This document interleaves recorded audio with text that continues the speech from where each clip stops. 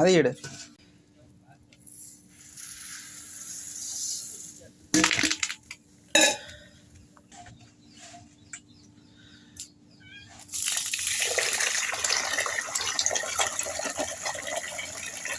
வழியாக பிடித்து விட்டோம். வான்கோழியை பிடிச்சிட்டாச்சுங்க.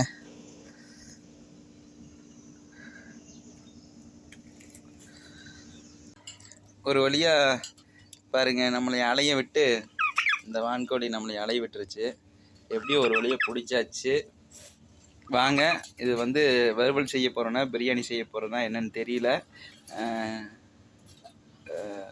என்ன பண்ணலான்னு முடிவெடுக்கலாம். எப்படியும் பிடிச்சாச்சுங்க. ஒரு 2 கிலோ தேரும். குஞ்சு தாங்க, இளங்குஞ்சு. பாய் சொல்லிடுற எல்லாத்துக்கும் டாட்டா சொல்லிடு நண்பர்களே. எப்படியும் வான்கோழியை வந்து நைட்டு கஷ்டப்பட்டு பிடிச்சாச்சு. பிடிச்சி இன்றைக்கி அடுத்த நாள் மார்னிங் வந்து நம்ம வந்து பொசிக்கிறதுக்காக வந்திருக்கிறோம். பொசிச்சு நம்ம வீடியோ போடுறேன். வான்கோழி பொசிக்கிறதுக்கு வந்துட்டேங்க. லொக்கேஷன் பாருங்கள் எப்படி இருக்குன்னு. புற்று, கரையான் புற்று, பாறை. இதாங்க நம்ம செம்படான்.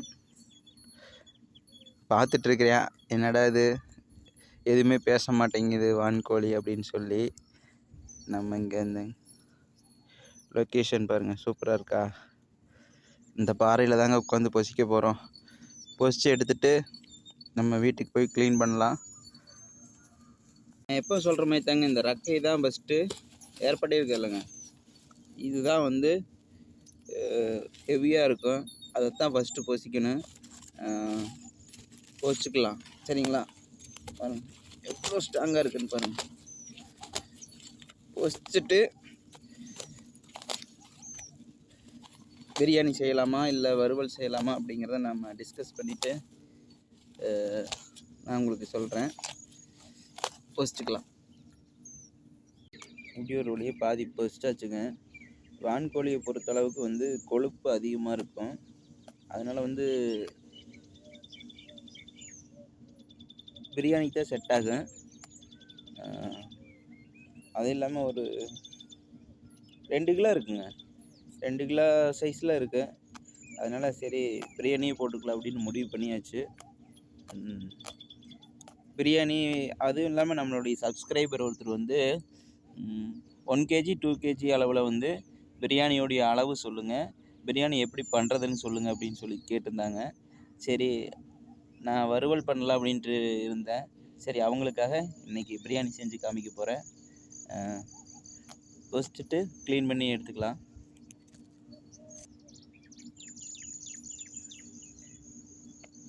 எப்படியோ ஒரு வழியாக வான்கோழி வந்து பொசிச்சு எடுத்தாச்சுங்க. நம்ம அடுத்ததாக வந்து லேசாக வாட்டிக்கலாங்க. ஏன்னா கொழுப்பு ஃபுல்லாகவே கொழுப்பாக தாங்க இருக்குது. அதனால் வந்து நம்ம வந்து வாட்டினோம்னா அந்த ஆயிலெலாம் வந்து வெளியே வர்றதுக்கு ஆரம்பிச்சிடும். அதனால் லேசாக இந்த பொங்கல்லாம் இருக்குல்லங்க, சின்ன சின்ன பொங்கல்லாம், அதெல்லாம் வந்து அந்த கருகிற அளவுக்கு இருந்தால் போதும். அந்த அளவுக்கு வாட்டிக்கலாம்.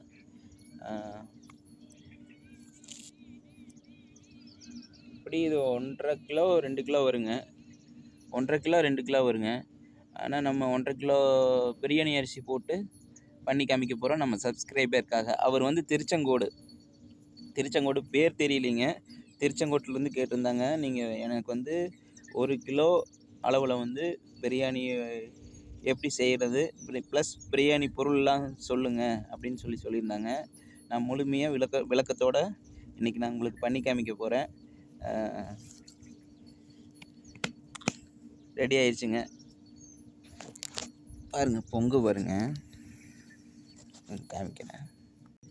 இது வந்து கோழி வந்து நாட்டுக்கோழி எலும்பு தானுங்க இந்த வான்கோழி. அதனால வந்து கொஞ்சம் அங்கங்கே கொஞ்சம் போஸ்டங்கட்டி வந்து இதாகிடுச்சு, வேற ஒன்றும் இல்லைங்க. அப்புறம் பொங்கு பாருங்க, பொங்கு தான் நிறையா இருக்கும் வான்கோழி பொறுத்தளவுக்கு. இங்கே பாருங்க.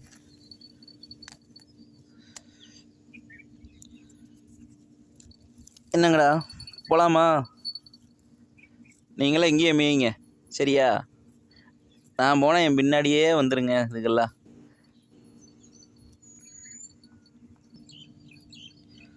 இதெல்லாம் எடுத்து நம்ம வந்து க்ளீன் பண்ணிடுவோனுங்க.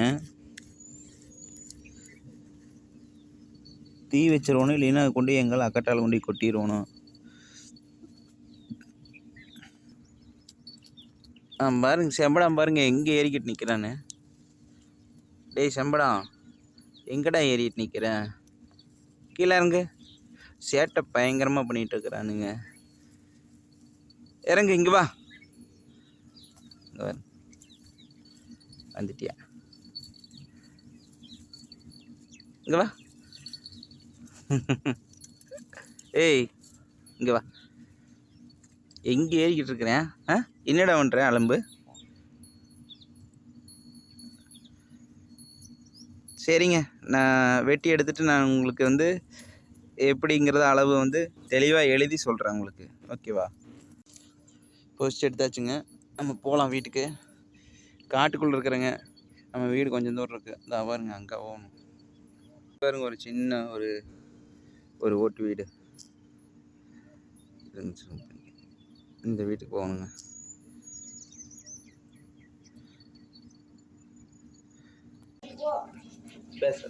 தீ நல்லா எரியுதுங்க. இப்போ வாட்டிக்கலாம்.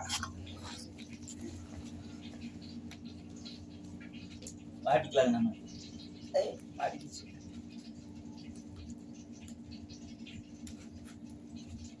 முதல்ல சொன்ன மாதிரி லேசாத்தான் வாட்டணும். நிறைய வாட்டினீங்கன்னா அப்புறம் அதில் இருக்கிற நெய்யெல்லாம் அப்புறம் வெளியே வந்துடு.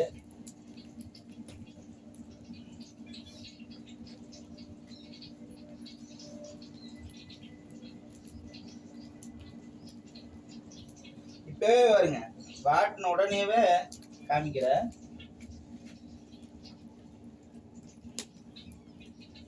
நெய் வெளியில வர்றதுக்கு ஆரம்பிக்குது. அதனாலதான் நான் சொல்றது லேசா வட்டிக்கலாம்.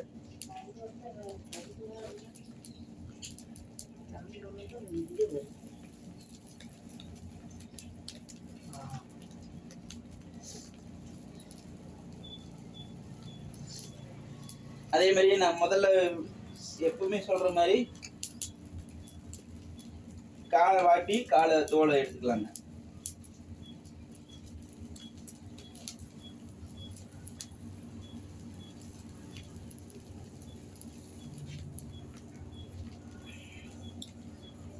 போது வாட்டினது இளங்கோழி. இதுக்கு மேல வாட்டினோம்னா இப்போ நெய் வெளியே வந்துடு.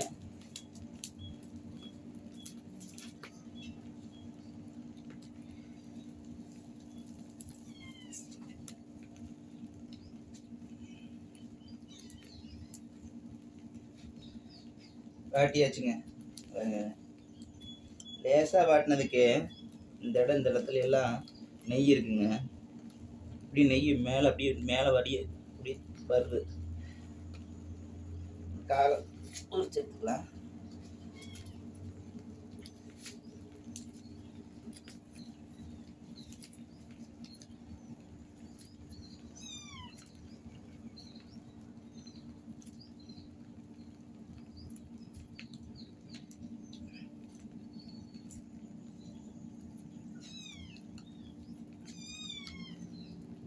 பூசிட்டு மஞ்சள் பூசி கழுவிட்டு எப்பவும் போல நான் பிரியாணிக்கு வந்து என்ன சைஸ்ல போடுறேன்னு பாருங்க. அதே மாதிரி நீங்களும் போட்டுக்குங்க. அம்மா மஞ்சள் பொடி உண்டா?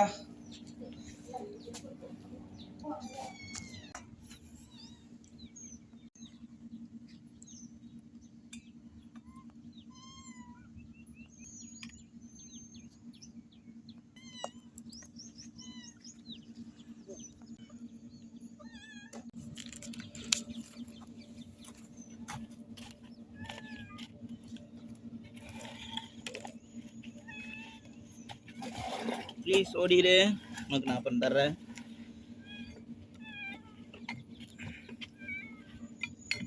மஞ்சள் கொஞ்சம்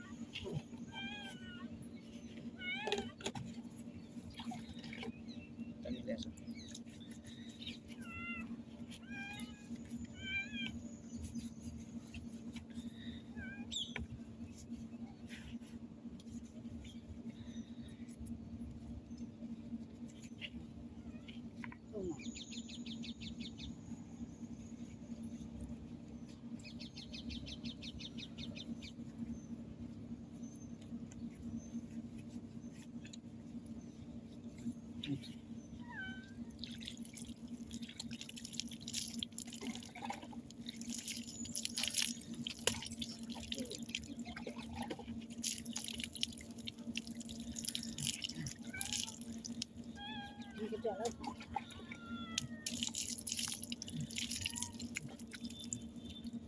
குண்டா குண்டா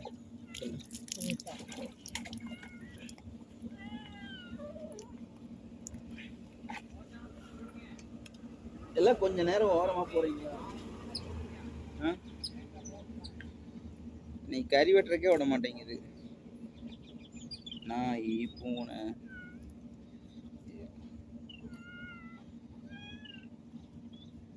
வா வா சீக்கிரம் எடுத்துட்டு வா. ஏய் போ.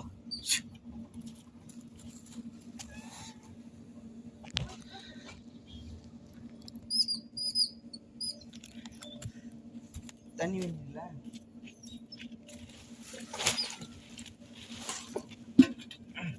கட்டி கட்டிக்கு கழியாச்சு. இங்க அது வேண்டாம், இது அந்த பக்கம்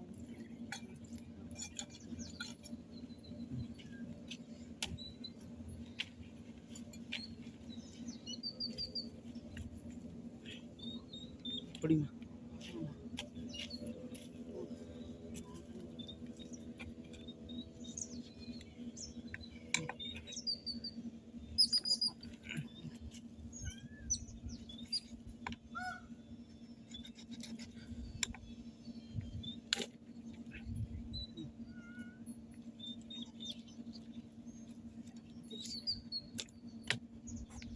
சரி பேசு.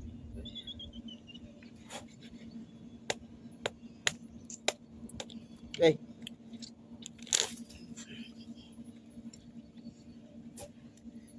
ஏன்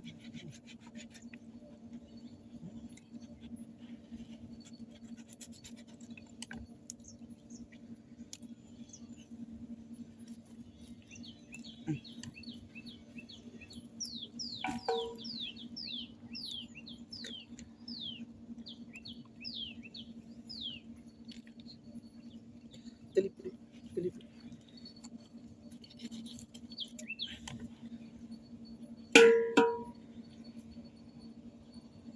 கறி இப்படி தனித்தனியாக பாட்டாக பிரித்து எடுத்து வெட்டினீங்கன்னா உங்களுக்கு சுலபம். குடல் இதெல்லாம் தனியாக வந்து ஈஸியாக எடுத்துக்கலாம்.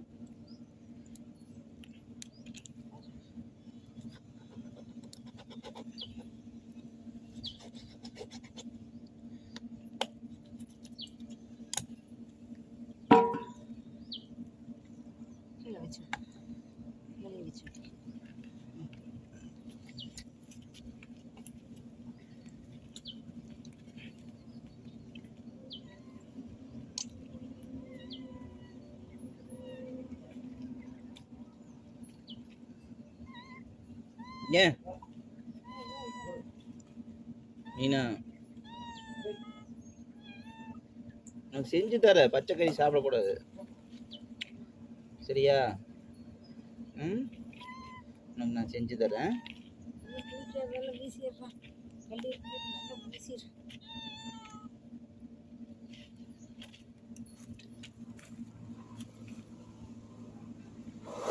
ஏய் 2 பேரும் சண்டை போட்டுக்காதீங்க.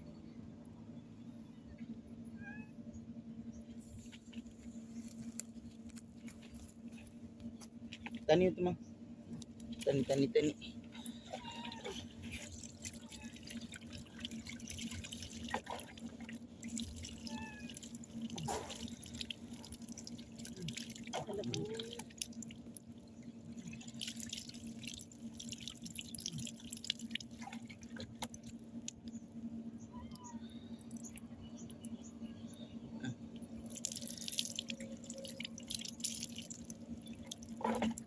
ஓகே இங்கே வந்து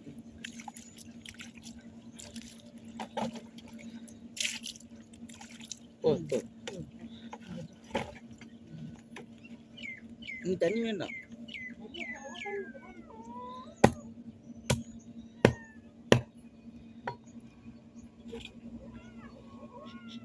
டேய் சண்டை போடாதீங்க 2 பேரும்.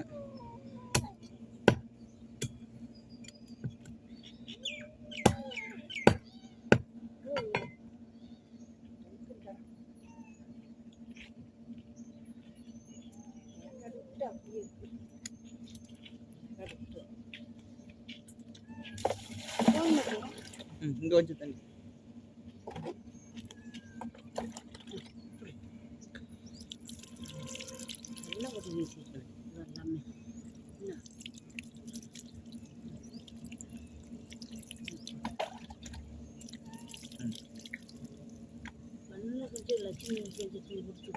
எந்த லட்சுமி? ஏன் பேசாதேம்மா, இங்கே கட் பண்ண முடியாதுமா.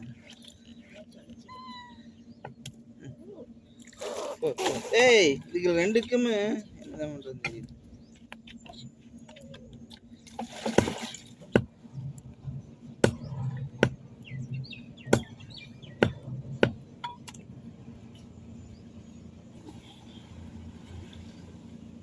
பிரியாணிக்கு வந்து பீஸ் போட்டுக்கலாம்.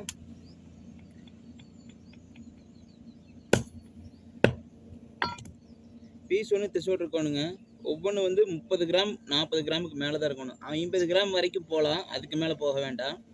ஒரு 30லேருந்து ஒரு 40க்குள்ளே இருக்கு, 50க்குள்ளே இருக்கணும். ஓகேங்களா? அந்த அளவு போட்டுக்குங்க. கோழி இளம்புதே.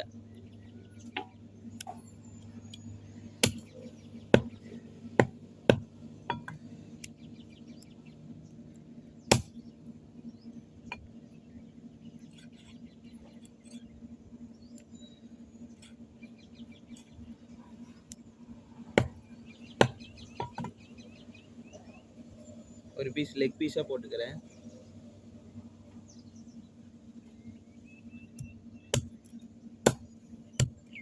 இதே மாதிரியே வெட்டி எடுத்துக்குங்க. நான் வெட்டி எடுத்துட்டு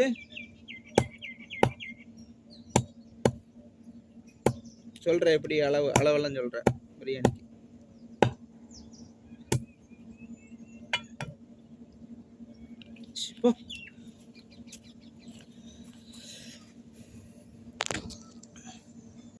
கறியெல்லாம் வந்து வெட்டி எடுத்துக்கிட்டோம். பீஸ் எல்லாம் பார்த்திங்கன்னா வந்து 2 லெக் பீஸ் எடுத்துக்கிட்டேன். 2 லெக் பீஸு. அப்புறம் பீஸ் எல்லாம் வந்து ஒவ்வொன்றும் நான் சொன்ன மாதிரி 50 கிராமில் இருந்து ஒரு 30-40 கிராம் அந்த அளவுக்கு வெட்டி எடுத்துக்கோங்க. ஓகேவா? வெட்டி எடுத்தாச்சு. மஞ்சள் கட்டைக்கு வந்து இந்த கட்டை இருக்குல்லங்க, கறிக்கட்டை, அதுக்கு வந்து எப்போவுமே தண்ணி ஊற்றி கழுவக்கூடாது. இந்த மாதிரி மஞ்சத்தூளை போட்டு பூசி விட்டுறலாம். இல்லை கட்டை வேஸ்ட்டாக போயிருங்க. நல்லா கழுவியாச்சு. இப்போ வந்து அடுப்பு எரியுதுங்க. நம்ம வந்து கறியை வேக்காடு கொடுத்துக்கலாம். எப்போவுமே வந்து ஒரு அரை வேக்காடு கொடுத்துக்கோணும். நான் எப்படி கொடுக்குறேன்னு பாருங்கள்.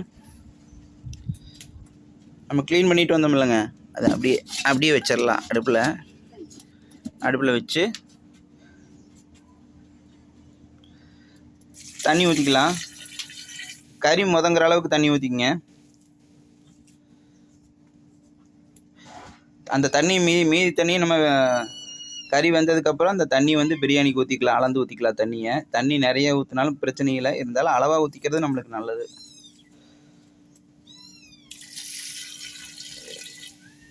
லேசாக கொஞ்சம் மஞ்சத்தூள் போட்டுக்கலாங்க. போதும் தண்ணி, கறி மதங்கிற அளவுக்கு. மஞ்சத்தூள் கொஞ்சம் போட்டிருக்குறாங்க, அதை நான் காட்டுறக்குள்ளே அம்மா போட்டாங்க. கொஞ்சம் லைட்டாக உப்பு போட்டுக்கலாங்க, லேசாக, ரொம்ப போட வேண்டாம். உப்பு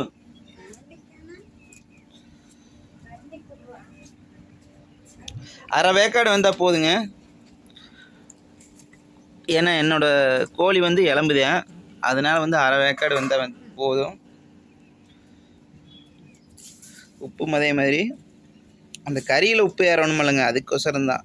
உப்பு ஏறினா தான் அந்த கறி டேஸ்ட்டு கிடைக்கும். அதனால் சரி, நம்ம மூடி வச்சு வேக்காடு கொடுத்துர்லாம். ஓகேங்க.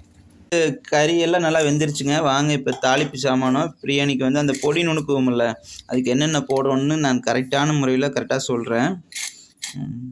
பட்டை வந்து 1 கிலோவுக்கு பாருங்கள் எவ்வளோ எடுத்துக்கிறேன்ட்டு. ஏலக்காய் நம்ம வந்து பிரியாணிக்கு எப்போவுமே ஏலக்காய் கொஞ்சம் நிறைய போட்டால் தான் பிரியாணி வந்து நல்லாயிருக்கு. அதனால் ஏலக்காய் வந்து நான் எடுத்திருக்கேன். நான் வந்து 30 கிராம் எழுதியிருக்கிறேன். 30 கிராமில் ஒரு 25 கிராம் இங்கே போட்டுட்டேன். 5 கிராமில் வந்து இங்கே தாளிப்புக்கு கொடுத்துருக்குறேன். அதேமாரியே கிராம்பு 20 கிராம் எழுதியிருந்தேன். 20 கிராமும் போட்டு பொடி பண்ணிக்கணும். இந்த 3 பட்டை, கிராம்பு, ஏலக்காய் இதுதான் மெயினாக பொடி பண்ணுறது. ஸோ நம்ம இந்த அன்னாச்சி பூ இருக்குல்லங்க, ஸ்டார் பூ, அது கூட ஒரு 2 ஆட் பண்ணிக்கலாம். அதுவும் மராட்டி மொக்கு இருக்குல்லங்க, அதுவும் கொஞ்சம் போட்டுக்கலாம்.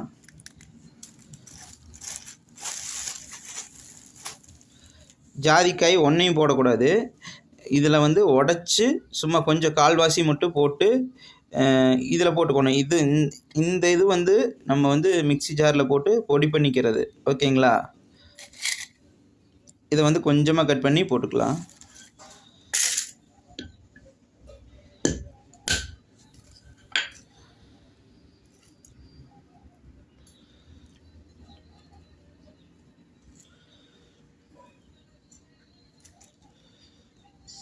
ஸோ இதே போதுமானது.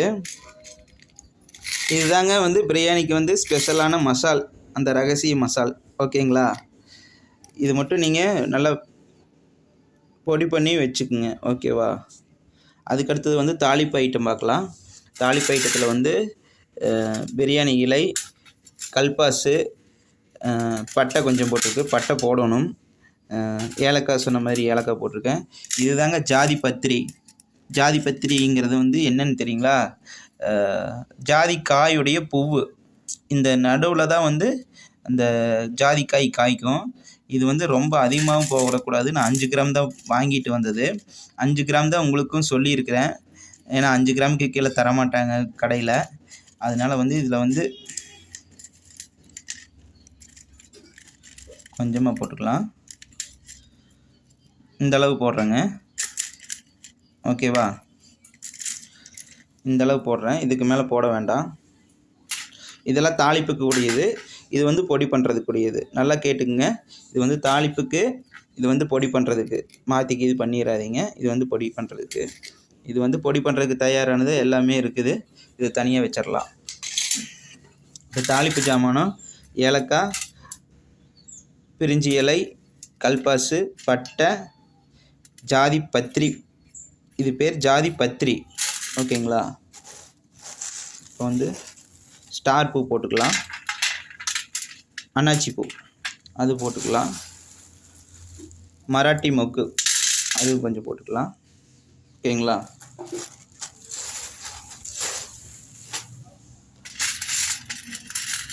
இது தாங்க பிரியாணி தாளிக்கிறதுக்கு உண்டான பொருள் வந்து. ஓகேங்களா?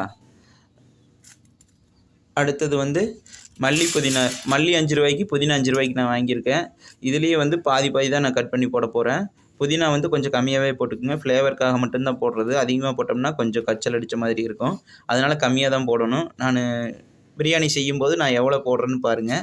பச்சை மிளகாய் ஒரு 6 மிளகாயிலிருந்து 7 மிளகாய் வரைக்கும் போடலாம். காம்பு கிள்ளி முழு மிளகாயை போட்டுக்குங்க. இஞ்சி 100 கிராம் எடுத்து வச்சுருக்கேன், தோல் சீவி. பூண்டு இதெல்லாமே வந்து ஃபைன் பேஸ்ட்டாக அரைச்சிக்கலாம். இது வந்து தனித்தனியாக அரைச்சாலும் சரி, ஒட்டுக்க அரைச்சாலும் சரி. நீங்கள் நான் வந்து ஒட்டுக்கத்தான் போட்டு அரைக்க போகிறேன், எனக்கு கம்மியாக இருக்கிறதுனால. தக்காளி வந்து 350 கிராம் சொல்லியிருந்தேன், அதேமாதிரி 350 கிராம்.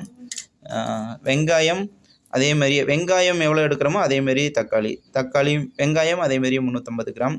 1 கிலோ பிரியாணி செய்கிறதுக்கு உண்டான அளவு இதுதான் சரியான அளவு. ஓகேங்களா? எல்லாமே கழுவி கட் பண்ணிக்கலாம். இன்னும் மெயினான ஒன்று காமிக்கல பாருங்கள்.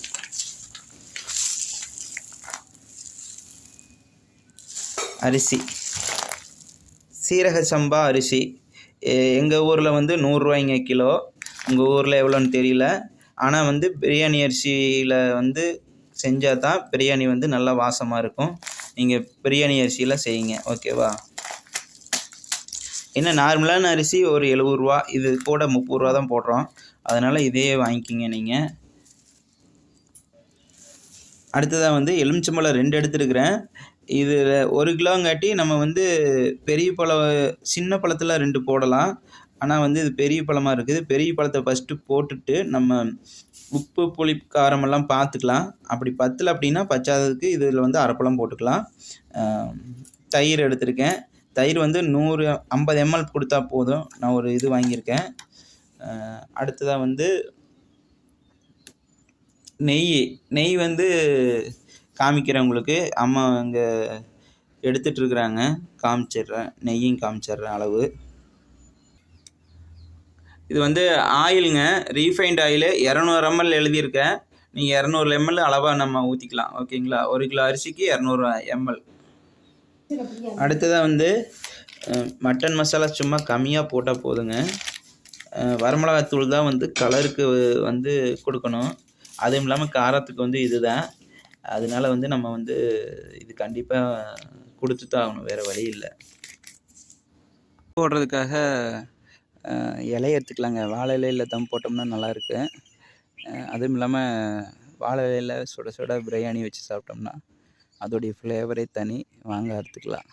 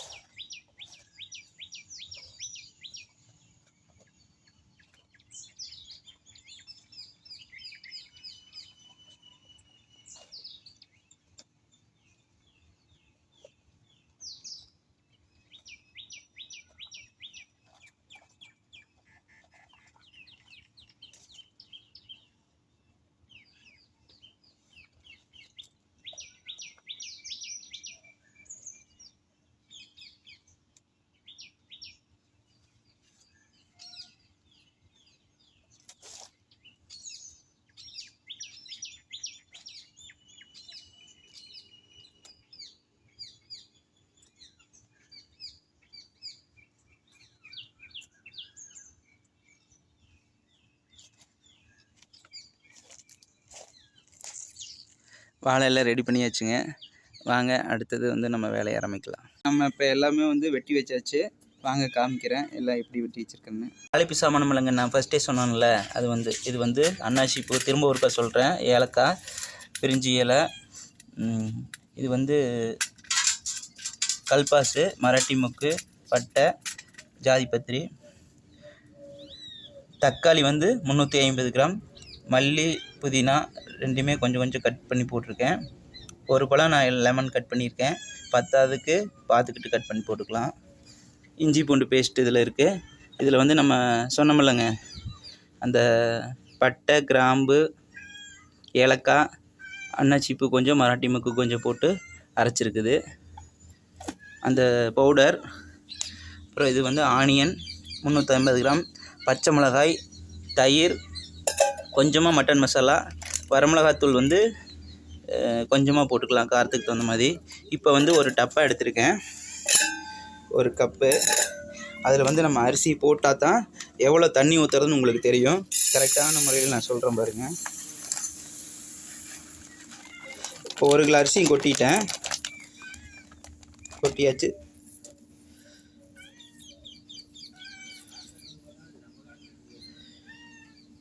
இருக்குங்களா? இது கொஞ்சம் 1 இன்ச்சு கம்மியாக இருக்குங்க, ஒரு 1.5 இன்ச்சு கம்மியாக இருக்குது. இதே அளவு தண்ணி எடுத்துக்கணும் நீங்கள். இந்த அரிசி எவ்வளோ இருக்குதோ அதே அளவு 1.25 தண்ணி எடுத்துக்கலாம். 1.25னா இதில் ஒரு குண்டா எடுத்துக்கிட்டு இதே அளவு, இதிலிருந்து 3/4 அளவு, அதாவது வந்து இதில் கொஞ்சம் கம்மியாக எடுக்கணும். நான் தண்ணி ஊற்றில நான் சொல்கிறேன் உங்களுக்கு. இப்போ அடுப்பில் சட்டி வச்சு இது பண்ணிக்கலாம். இப்போ அரிசி தண்ணியில் போட்டுக்கலாம். அதுக்கு முன்னாடி இப்போ நம்ம அடுப்பில் சட்டி வைக்கிறதுக்கு முன்னாடி தண்ணியில் போட்டு ஊற வச்சிடலாம். ஏன்னா நம்ம இதெல்லாம் வணங்குறதுக்குள்ளே ஒரு 15 நிமிஷம் ஆயிரும். 15 நிமிஷத்தில் அரிசி ஊறிடும்.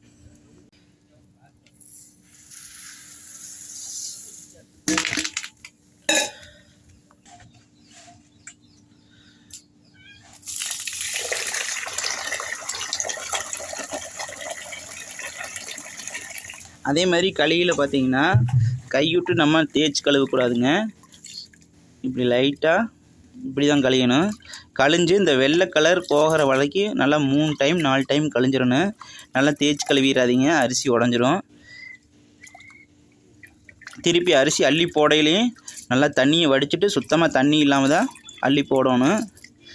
இதெல்லாம் தான் சின்ன சின்ன ட்ரிக்ஸ் இருக்குதுங்க. இதெல்லாம் கரெக்டாக மெயின்டெனன்ஸ் பண்ணிங்கன்னா உங்களுக்கு பிரியாணி கரெக்டான பதத்தில் அமைஞ்சிரும். இது தெரியாமல் தான் நிறைய பேர் செஞ்சிட்ருக்குறாங்க. நான் கரெக்டான முறையில் சொல்லித்தர்றேன், இதை பார்த்து செய்யுங்க. ஓகேவா? இந்த பக்கம் நல்லா கறி வந்துருச்சுங்க.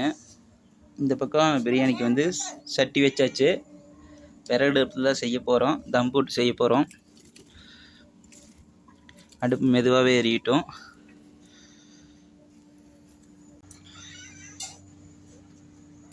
சட்டி காய்ஞ்சிருச்சு. நெய் சொன்னலைங்க, இது ஈரோடு ராதா நெய்ங்க. ஈரோட்டுக்காரங்களுக்கு தெரியும், ஸ்பெஷலான நெய், நல்லா மணமாக இருக்கும்.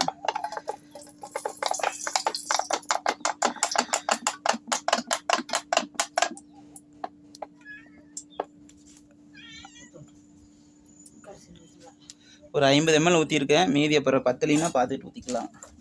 தம் உடைக்கில் ஊற்றிக்கலாம். ரீஃபைண்ட் ஆயில் சொன்னலைங்க, அது ஒரு 200 ml.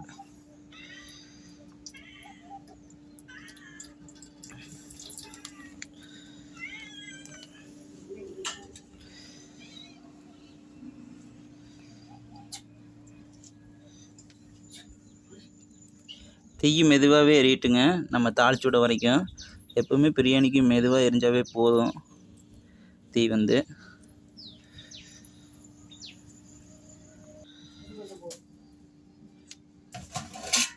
கிட்டவாமா.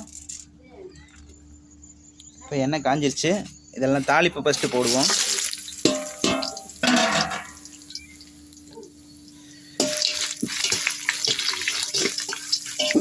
வெங்காயம்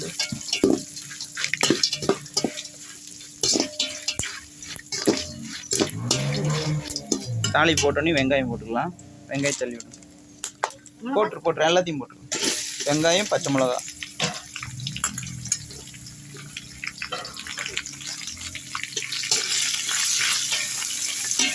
வெங்காயம் நல்லா வணங்கிட்டு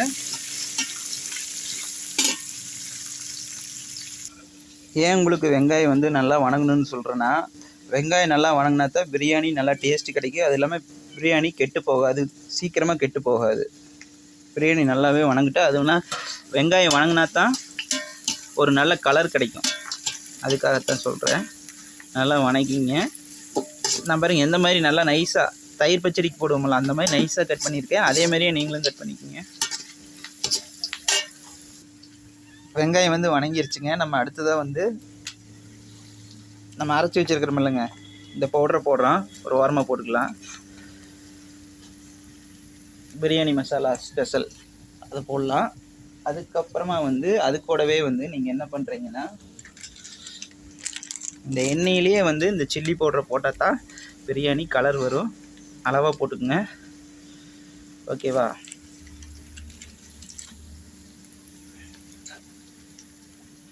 அதுக்கடுத்தது இஞ்சி பூண்டு போட்டுக்கலாம். இஞ்சி பூண்டு போட்டுக்கலாம்.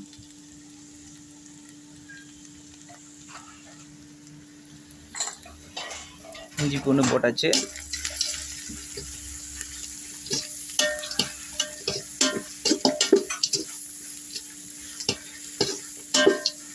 இந்த பொடி போட்டோன்னே கீழே பத்தடக்க ஆரம்பிக்கும்.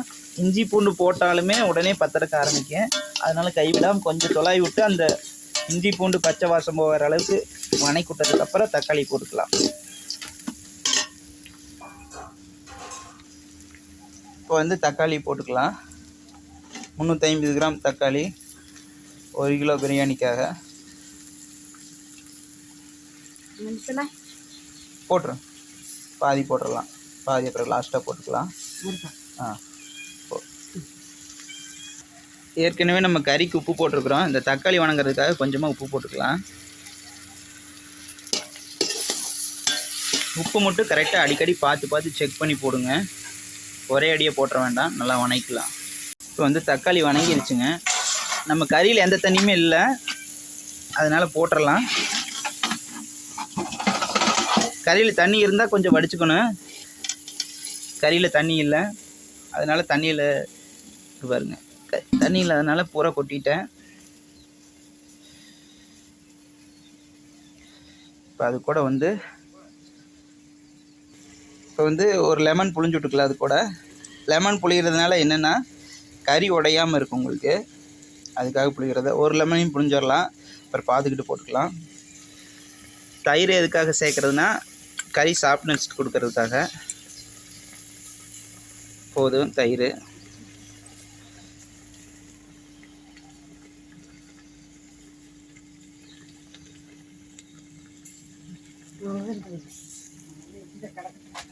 பார்த்தீங்களா, கறியிலேயே வந்து மறுபடியும் தண்ணி வந்து விட்டு வருது பார்த்தீங்களா.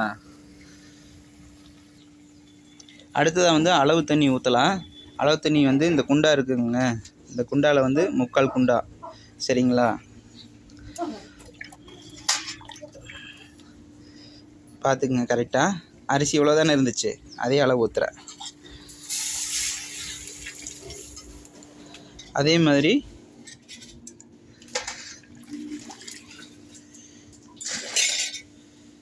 அதிலிருந்து 3/4 பாகம், அந்த கீழே இருந்து 3/4 பாகம் பார்த்துக்குங்க. சரியாக தெரியலனா கூட நல்லா பார்த்துக்குங்க. கீழே இருந்து 3/4 பாகம் இது ஊற்றிருக்கிறேன். அது வேண்டியதில்லை. அடுத்ததாக வந்து நம்ம வந்து இப்போ சால்ட்டு சேர்த்திக்கலாம். தேவையான அளவு. நம்ம கொஞ்சமாக மட்டன் மசாலா சேர்த்திக்கலாம். மட்டன் மசாலா கொஞ்சமாக, ரொம்ப வேண்டாம், கொஞ்சமாக சேர்த்துக்கலாம்.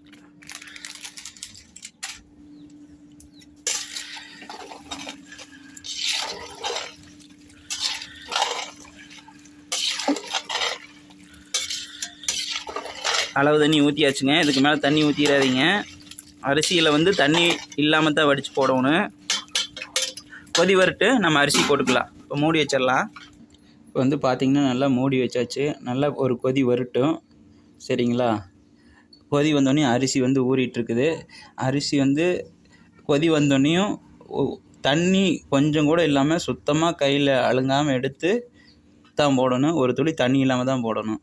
அது வரைக்கும் தண்ணியில் தான் கிடக்கணும். அதுக்கு முன்னாடி தண்ணியிலேருந்து எடுத்துட்டிங்கன்னா அரிசி கட்டுவிட்டு போயிடும். அப்புறம் சாப்பாடு வந்து குழஞ்சிரும். அங்கே பார்த்திங்களா, ட்ரம்மு மேலே வாழை இலையும் சும்மா கிழிஞ்செல்லாம் 2 கட் பண்ணி வச்சுருக்கேன். அது தம் போடுறதுக்காக அது ரெடி பண்ணி வச்சுக்கோங்க. இப்போ வாங்க கொதிக்குதான்னு பார்க்கலாம். ஆவி வருது, கொதிக்குதுங்க. தண்ணியெல்லாம் நல்லா ஃபுல்லாக கொதிக்குது. நம்ம வந்து அரிசி வந்து இப்போ வடித்து போட்டுக்கலாம். இந்த ஸ்டேஜில் வந்து உப்பு பார்த்துக்கலாம். இப்போ அரிசி போட்டேங்க, அது வந்து எடுக்க முடியல, சாரி மன்னிச்சுக்கோங்க. இதில் வந்து வாழை இலையும் தயாராக வச்சுக்கோங்க. கிழிஞ்ச இலையாக இருந்தாலும் பரவாயில்ல, எடுத்து வச்சுக்கோங்க. நான் ஒரு ஸ்டேஜ் சொல்கிறேன், அந்த ஸ்டேஜுக்கு வந்து உன்னிப்பாக கவனமாக இருங்க. அந்த ஸ்டேஜில் வாழை இலையை போட்டு நம்ம தம் போட வேண்டியது தான். இப்போ ஒரு கொதி வரட்டு.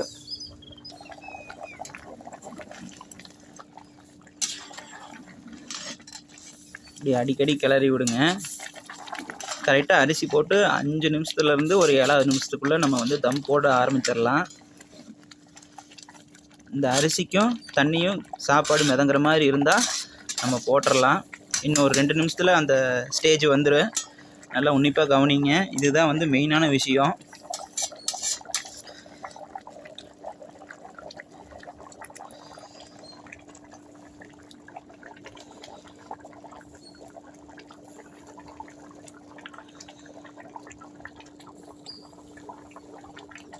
வர்றாங்களா?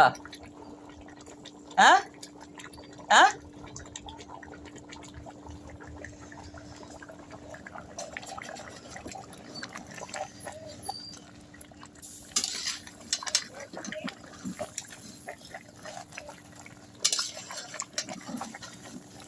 இப்போ வந்து நம்ம தம் போகிற ஸ்டேஜ் ஆயிடுச்சு. இங்கே பாருங்கள்,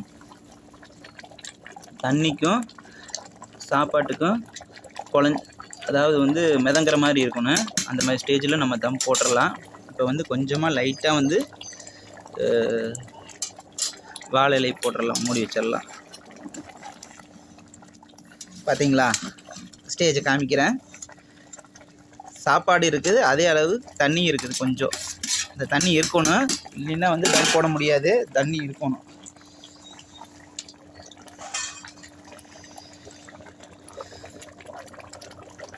அரிசி இவ்வளோ நீங்கள் நசுக்கி பார்க்கவெல்லாம் தேவையில்லை. நம்ம தண்ணியுமே அந்த இது தான் அளவு நம்மளுக்கு. ஓகேவா?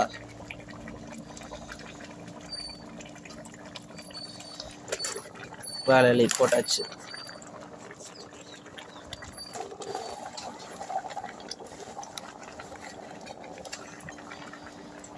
வாழை இலை போட்டோன்னையுமே வடைச்சட்டி வச்சாச்சுங்க. வடைச்சட்டி வச்சதுக்கப்புறம் நீங்கள் அடுப்பு குறைச்சிடலாம்.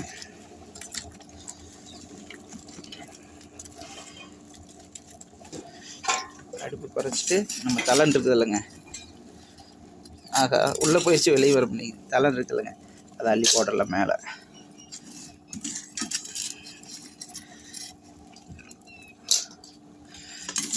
இதுன்னு கரெக்டாக பிடிக்க மாட்டேங்குது. இந்த வாழை இலையை உள்ளே தள்ளி விடுமா. வா வா வா, எனக்கு வேறு கையை காய்ச்சுது.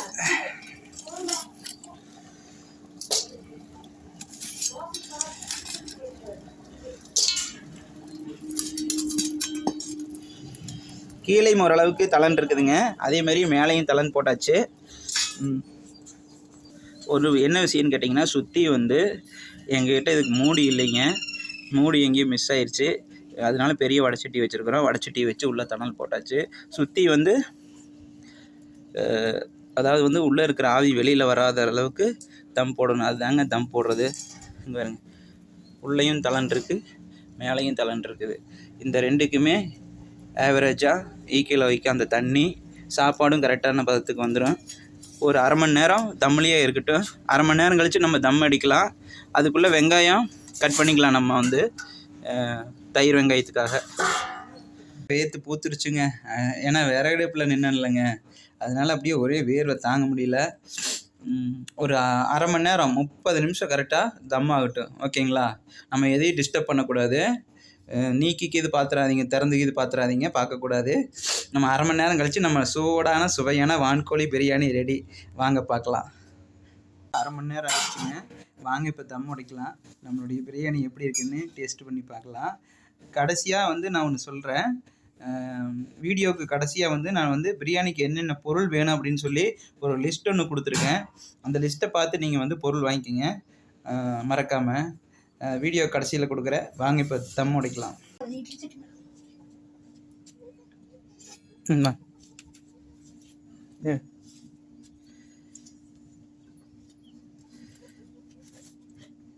பார்த்தீங்களா தண்ணி எவ்வளோ இருந்துச்சு? எடுமா, எடுத்துரு, அதை எடு, அந்த வாழை எடு. தண்ணி எவ்வளோ இருந்துச்சு பார்த்தீங்களா பிரியாணியில் நம்ம ஊற்றும்போது?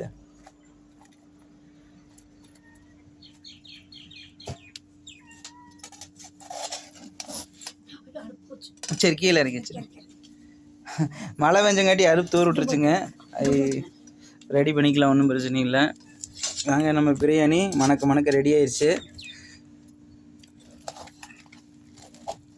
புடிமா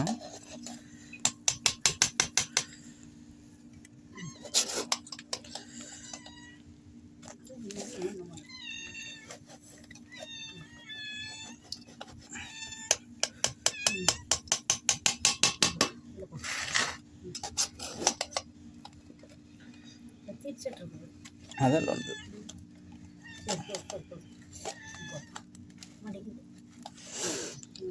ஏய் கம்மன் இருங்க. ரெண்டு பீஸ் எல்லாம் பாருங்கள், அப்படியே தொட்டை கரைஞ்சிற அளவுக்கு நம்மளுக்கு கிடச்சிருக்குது. வாங்க இப்போ பிரியாணி சாப்பிட்டு பார்ப்போம். வா.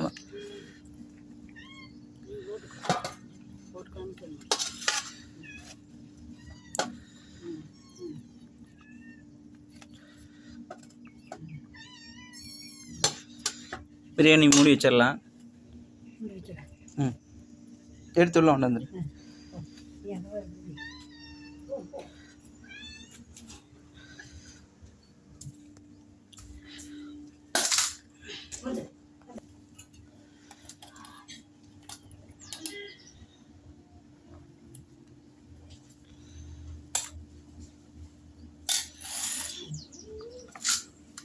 நம்மளுடைய பிரியாணி சாப்பிட்றதுக்கு தயாராக இருக்குதுங்க. லெக் பீஸு,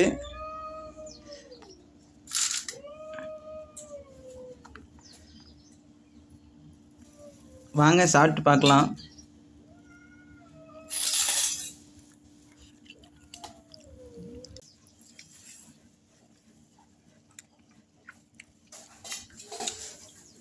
அப்படியே வாயில் வச்சா அப்படியே கரையுதுங்க, அந்த அளவுக்கு டேஸ்ட்டு.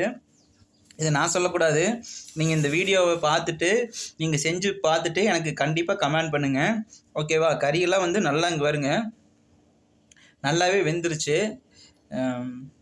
இதேமாரி ட்ரை பண்ணுங்கள். இந்த வீடியோ கடைசியில் நான் வந்து இதோடைய வந்து என்னென்ன ஜாமானம் தேவைங்கிறத வந்து லிஸ்ட்டு கொடுத்துருக்கேன். அதே மாதிரியே வாங்கி பயன்படுத்தி இந்த வீடியோ ஃபுல்லாக பாருங்கள். பிடிச்சிருந்தா லைக் பண்ணிடுங்க. அப்படியே சப்ஸ்கிரைப் பண்ணி வச்சுக்கோங்க என்னுடைய சேனலை. சப்ஸ்கிரைப் பண்ணால் தான் நான் அடுத்தடுத்து போடக்கூடிய வீடியோ வந்து உங்களுக்கு வந்து நோட்டிஃபிகேஷன் காட்டும். நன்றி, வணக்கம். நான் உங்கள் 90களின் காதலன்.